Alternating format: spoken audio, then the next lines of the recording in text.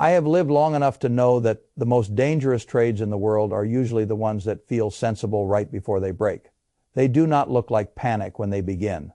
They look like consensus. They look like smart money agreeing with itself. They look like a dozen different explanations that all point in the same direction until people stop asking the only question that matters, which is what happens if the thing everyone is leaning on suddenly starts moving the other way.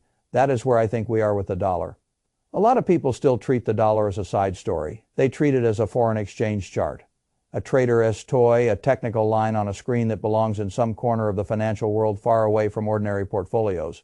I do not see it that way. When I look at the market right now, I do not begin with the S&P 500. I do not begin with a stock story. I do not even begin with earnings. I begin with a crowded trade sitting underneath all of it. I begin with the belief that the dollar was supposed to weaken, that the Federal Reserve was supposed to cut, that risk assets were supposed to benefit, that the euro had room to stabilize, that oil would not become the thing that rearranged the chessboard, and that you could borrow from a weak dollar world to finance strength somewhere else. That trade became very comfortable.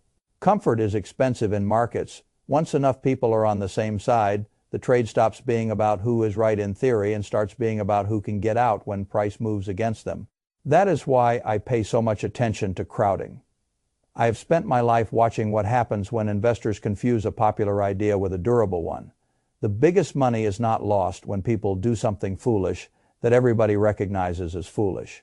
The biggest money is lost when intelligent people repeat the same elegant argument at the same time and then discover the exit door is smaller than they imagined. Right now, the elegant argument has been that the dollar had nowhere to go but down.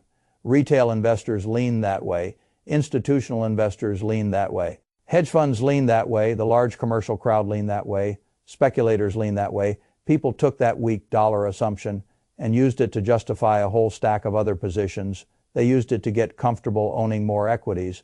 They used it to justify risk. They used it to finance other trades. They used it as a background condition that was supposed to make the rest of the portfolio work. That is why I do not think this is a little currency story. I think this is the spine of the whole market story. If the dollar rises hard from here, it does not stay in the currency market. It runs through everything. The part many people miss is that a short squeeze in the dollar is not just a line moving on a chart. It is a forced unwind. If you are short dollars, eventually you have to buy them back. That sounds harmless when you say it slowly.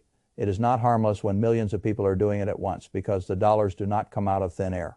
People have to raise cash. They have to sell what they bought with that trade. They have to sell liquid things first. They have to cut what they can cut.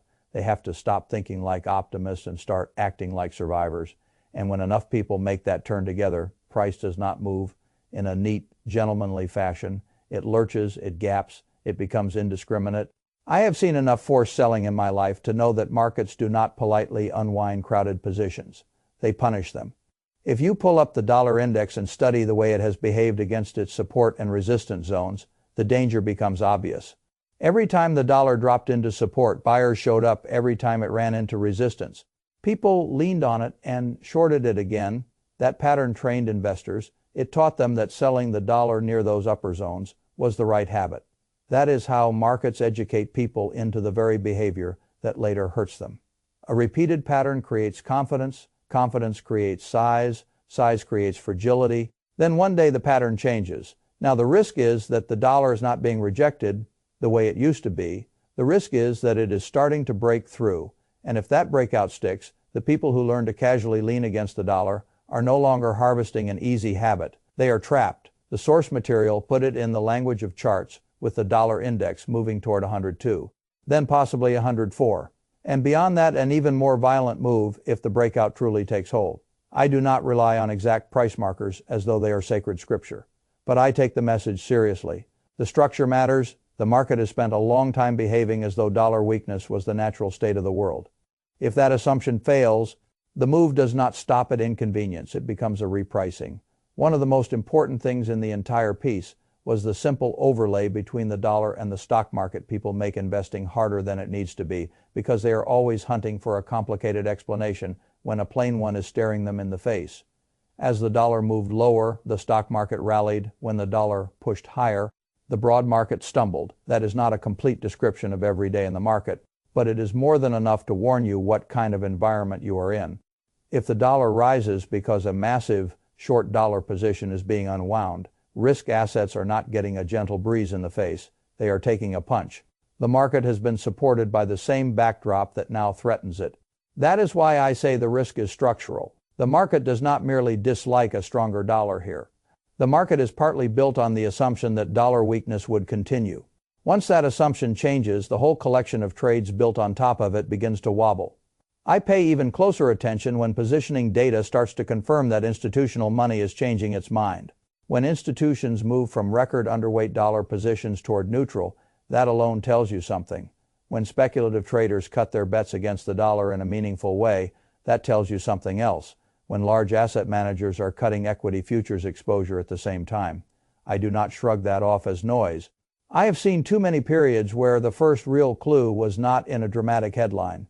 It was in positioning. It was in who quietly changed posture before the public narrative caught up. The transcript talked about major institutions turning tactically bullish on the dollar for the first time in about a year, while other large investors were sending the strongest institutional flows in nearly 2 years. That matters. It matters because institutions are not changing their minds in a vacuum. They are responding to something. They are responding to risk. They are responding to the realization that the old trade is more fragile than it looked. They are responding to the possibility that what felt like a comfortable macro backdrop has begun to reverse.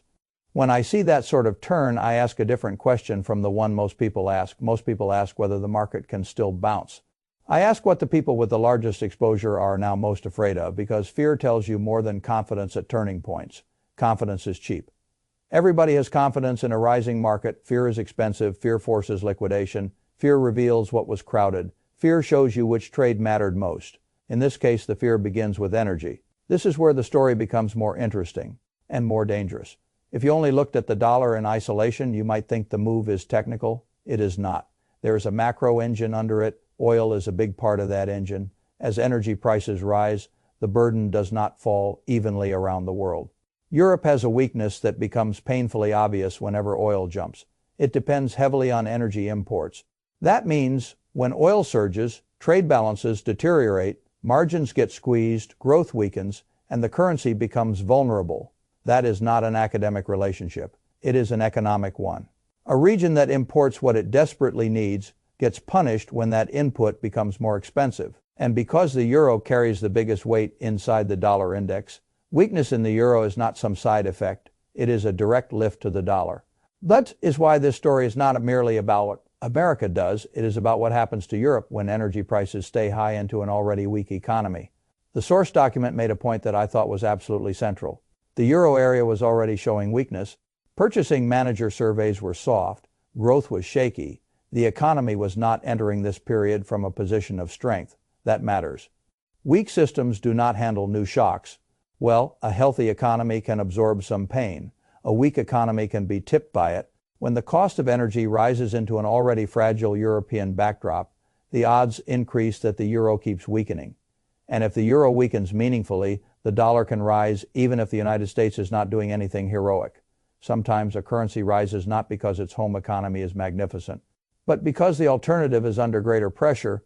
That is another lesson markets teach over and over. Strength is often relative. Investors do not need to adore the dollar for the dollar to surge. They merely need to fear the other side more. That is what an energy shock can do. Now add monetary policy to the picture. For a while, the market narrative had been simple. The Federal Reserve would cut rates that would pressure the dollar. The European Central Bank might look firmer. That would support the euro. All of this fit neatly into the weak dollar consensus. Then reality began to interfere. Fed officials started signaling that rate cuts were not something investors should casually count on. Not immediately, not automatically, not in the way the market wanted. That matters. Because policy expectations are not decoration in a currency trade. They are fuel. If investors have been shorting the dollar partly because they believed the Fed would cut, and then the Fed starts telling them not to be so sure, the foundation of the trade changes. The transcript argued that the market had priced in additional cuts that may no longer come. I think that is exactly the sort of shift that turns a lazy consensus into a dangerous one. People can survive being wrong about a forecast if the position is small. They cannot survive it gracefully when the whole position was built on that forecast. The other twist is on the European side. The market had also entertained the possibility that the ECB would stay relatively hawkish. That too helped support the euro side of the trade. But if Europe is taking an energy hit and the growth outlook is deteriorating, the ECB may not be able to deliver what the market hopes for. And if the ECB disappoints those hawkish expectations, while the Fed refuses to validate easy-cut fantasies, the euro can fall hard. At that point, the currency story turns from a debate into a squeeze. That is the kind of sequence I try to respect. I never like situations where two assumptions can fail at the same time. Here the assumptions were that the Fed would ease enough to weaken the dollar and that Europe could hold together well enough to keep the euro from breaking down. If both of those assumptions wobble together, the short dollar trade becomes much more fragile much more quickly. The energy angle matters for another reason. People often misunderstand how inflation behaves during these episodes. They imagine that if oil rises, you get a clean, sustained inflationary boom. That is not necessarily how it works. You can get a burst of price pressure, you can get a visible lift in energy-related inflation. But if wages and demand do not keep pace, higher energy becomes more like a tax than a growth engine. Consumers feel poorer, businesses feel pressure, the economy slows even as some prices rise. That is a rotten mix. The source material emphasized the relationship between gasoline prices and CPI and made the argument that these energy spikes often create temporary inflation pressure that later rolls over as demand weakens. I think that point is important because it explains why an energy shock can be recessionary rather than prosperity-producing. It can squeeze the consumer damage sentiment and weaken activity. You do not need a long lecture to understand that. If people spend more on fuel while their hours and wage growth do not keep up, they cut back elsewhere. That is how weakness spreads. And if Europe is the weakest point in the system right now, then the stress there can become the stress that pushes the euro lower, the dollar higher, and global risk assets into a much uglier adjustment. This is where I come back to incentives. Markets love to believe that central banks can painlessly solve everything. They cannot. A central bank looking at an energy shock and sticky inflation optics may hesitate to cut aggressively. A central bank looking at weak growth and expensive energy may also hesitate to hike the way traders hoped. That leaves investors with the least comfortable outcome of all. Policy disappointment, not because the central banks are reckless, but because reality is messy, and messy reality is poison to a clean consensus trade. The transcript also brought in strategic petroleum reserve releases and a temporary exchange mechanism. That part may seem like a footnote to some people. I do not think it is a footnote. It tells you two things at once. First, policymakers are worried enough about energy prices to act. Second, even that action may not solve the near-term pressure. A slow release over months is not the same thing as instant relief. And if oil producers are willing to borrow crude now and return it later with a premium, that says something about expectations. It suggests they think the economics of the deal can work for them later. That can imply lower prices further out, but it does not automatically rescue the present moment. Near-term, elevated prices can still do the damage. Long-term prices may eventually roll over. Those two things can both be true. That is another habit I try to cultivate. I do not force the short-term and the long-term to tell the same story. Markets often live in the tension between them. The near-term consequence here is that elevated energy keeps the pressure on Europe and keeps the risk alive that the euro weakens further before any future relief arrives. The transcript also mentioned production constraints and barrels being shut in, with the implication that the supply side is not as flexible as people might like to imagine. That raises the odds that the near-term oil pressure is real, not imagined. And if that is real, the rest of the chain becomes easier to understand. Higher energy hurts Europe. A weaker Europe hurts the euro. A weaker euro strengthens the dollar. A stronger dollar stresses risk assets. Crowded short, dollar positions unwind. Selling pressure spreads. That is the logic chain. I care a great deal about logic chains. Good investing is not about memorizing isolated facts. It is about understanding how one condition changes another. When the chain is clear, you do not need 10,000 indicators. You need discipline. The part that struck me most in the original material was the warning that asset managers had already begun dumping equity exposure in size. That is the sort of detail people skip over because it sounds technical. It is not technical. It is behavioral. It means the people running serious money were not simply debating strategy. They were acting. There is a big difference. I have known many investors who could explain every macro risk in beautiful language and still fail to reduce exposure because action is harder than explanation. When asset managers begin cutting longs at unusual levels, I pay attention. When ETF shorting rises sharply because investors feel trapped in long exposure and need a hedge, I pay attention. Those are not healthy market signals. Those are pressure signals. They tell you that people may still be publicly hopeful while privately defensive. That combination shows up before trouble becomes obvious. The original piece framed the danger in stark language, talking about recession or even financial crisis. I try to be careful with dramatic labels because people throw them around too easily. But I also know that dismissing stress early simply because the words sound dramatic is another common mistake. What matters is not whether a commentator uses intense language. What matters is whether the structure underneath the warning makes sense. Here, a lot of it does. Crowded currency positioning, energy stress, European vulnerability, a shifting rate cut narrative in the United States, potential ECB disappointment, institutional de-risking, a clear relationship between a stronger dollar and pressure on stocks. That is not a random collection of worries. That is a coordinated risk map. When enough pieces point in the same direction, you do not need certainty to respect the possibility of a hard move. You only need humility. Humility is underrated. People think the intelligent investor is the one who predicts perfectly. I do not. I think the intelligent investor is the one who notices when the odds have become asymmetrical and responds before being forced to.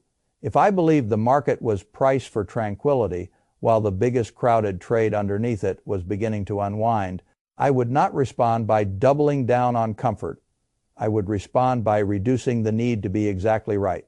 That is what hedging really is. It is not an admission of ignorance. It is an admission that the world does not owe you a smooth path.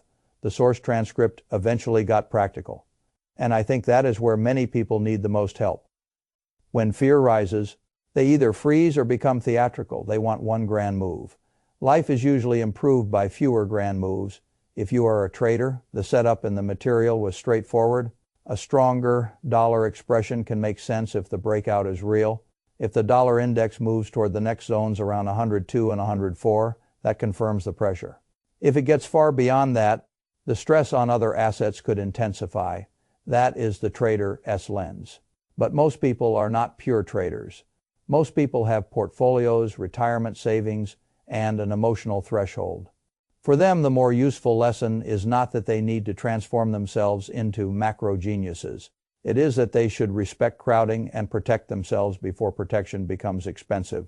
The material suggested cutting some market exposure, perhaps 10, 20, or 30% depending on the investor and the level of risk, and using dollar strength as a hedge rather than sitting naked inside a fully risk.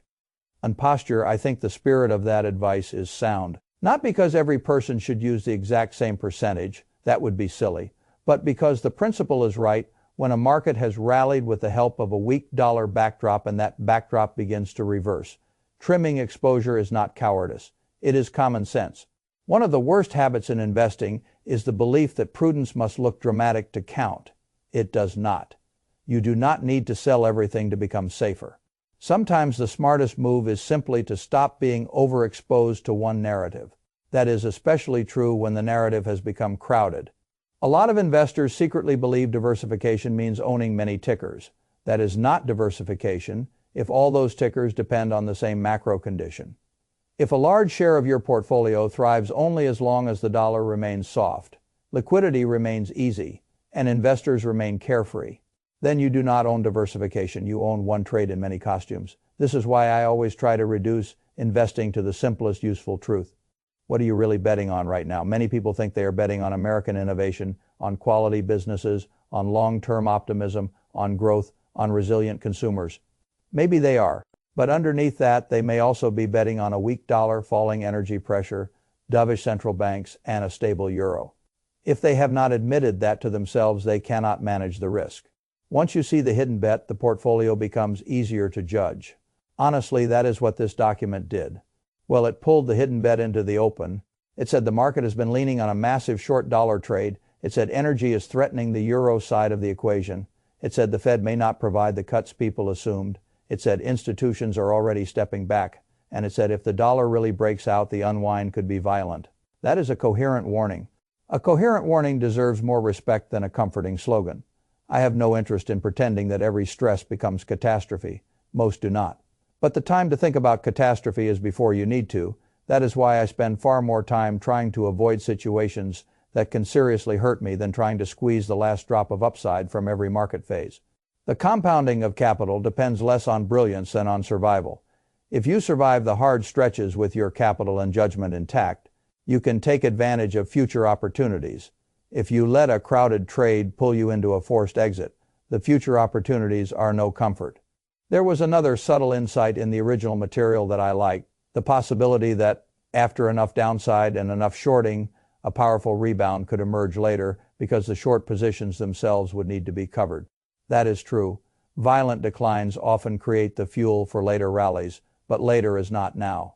That distinction matters. Investors lose a great deal of money by being correct too early in their minds. They look 3 moves ahead while ignoring the one directly in front of them.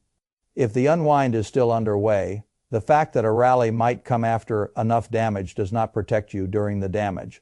First you survive the squeeze, then you look for the rebound, not the other way around. That sequence is a discipline problem more than an intelligence problem. People want to skip the unpleasant middle. The market rarely lets them. I also think there is a philosophical lesson buried inside all of this. The modern investor has become too accustomed to thinking that every problem has a policy backstop and every drawdown has a quick narrative rescue. That habit creates fragility because it encourages people to ignore how dependent their confidence has become on certain macro assumptions. The moment those assumptions wobble, they do not just lose money, they lose their framework. That is when mistakes multiply. A person without a framework is easily bullied by volatility. That is why I try to carry a few durable ideas with me in every market. Crowded trades are dangerous. Currency moves are not separate from equity outcomes. Energy shocks expose weak economies first. Central banks do not owe the market the outcome it has priced in. Institutional repositioning matters. And when you discover that your portfolio was quietly depending on a condition that is now reversing, you should not negotiate with reality. You should adapt. If I were looking at this setup from my own chair, I would not obsess over day-to-day noise. I would ask whether the central premise of the bullish risk trade is getting stronger or weaker. To me, it looks weaker. I would ask whether the dollar has room to rise because positioning was too one-sided. To me, it does. I would ask whether Europe is vulnerable enough that energy could become the mechanism of currency pressure. To me, it is. I would ask whether investors counting on easy Fed cuts may be disappointed. That is very possible. I would ask whether institutions are already behaving more defensively than the headlines suggest. The evidence says yes. Once those answers line up, prudence is not complicated. You reduce your dependence on a benign outcome. You stop pretending that comfort is safety. You remember that the market can stay enthusiastic for a while and still be one turn away from an ugly repricing. That is the part people never quite believe until they live through it. They think a dangerous market must look dangerous before it becomes dangerous. Usually it does not. Usually it looks expensive, crowded, and strangely confident. Usually it looks like a place where people are still explaining why the old trade should keep working. Usually it looks like this. The old joke on Wall Street is that markets climb a wall of worry. Sometimes that is true, but markets also build a floor over hidden cracks, and when enough weight stands on the wrong place at once, the break is sudden. I do not know the precise day this dollar story resolves itself. I do not need to know. I only need to know that the ingredients for a forced unwind are there. A giant short dollar position. A breakout risk in the dollar itself. A stock market that has benefited from the opposite condition, institutional de-risking. A vulnerable euro. An energy shock pressing on Europe. A Federal Reserve that may stay firmer than traders wanted. An ECB that may not be able to satisfy the hawkish fantasy. A portfolio landscape full of people who do not yet realize how much they were all leaning on the same assumption. That is enough. In investing, enough is enough. You do not wait for perfect clarity when the penalty for waiting may be a much more expensive decision later. You do not confuse optimism with discipline. You do not let a crowded trade decide your temperament. You decide it yourself. That is what I would urge any serious investor to do here. Take inventory, find the hidden weak dollar assumptions in your holdings, reduce the positions that most depend on a calm macro environment. Accept that preserving flexibility is a strength, not a failure. And if you choose to hedge, Do it while the market still lets you think, because once a short squeeze turns into a true unwind, thought gets replaced by reaction. And reaction is where people pay the highest price. I have made a great many decisions in my life by asking where the incentives point and where the crowd is most exposed. Right now, the incentives tell me that high energy can keep pressuring Europe. The crowd tells me that too many people were positioned for the opposite currency outcome. The market tells me that dollar strength and equity weakness have been dancing together for some time. And policy tells me that the easy rescue many investors assume may not arrive on schedule. That combination deserves respect, not panic respect. Respect leads you to trim when others are still relaxed. Respect leads you to hedge when others are still rationalizing.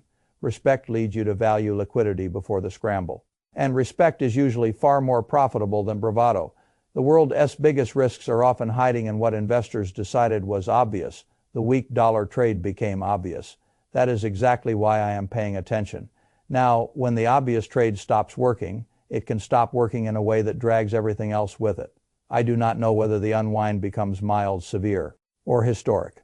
I do know this: when a market is built on the same assumption across retail money, hedge funds, institutional managers, and the commercial crowd, and when the macro facts supporting that assumption begin to reverse, I would rather be early in protecting capital than late in mourning it. That is not fear. That is discipline. And discipline is usually what separates the investor who can keep compounding from the one who spends years trying to recover from a drawdown that should have been respected the first time.